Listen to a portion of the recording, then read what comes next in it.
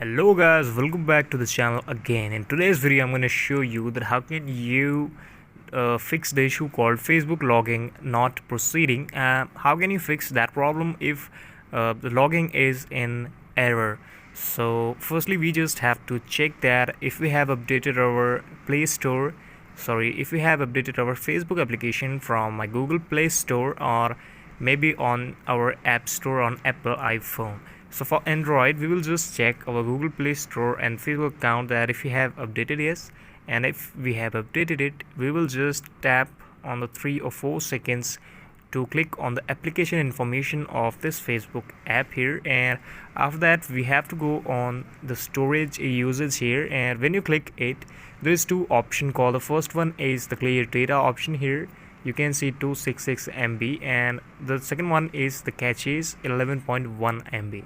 So how can you clear that? You will just have to click on that and just click on clear data here. After that you have to click on the clear caches, so it all will be clear and the issue also will be solved after this. So this is the video. Thank you so much for watching this, and please subscribe this channel if you like.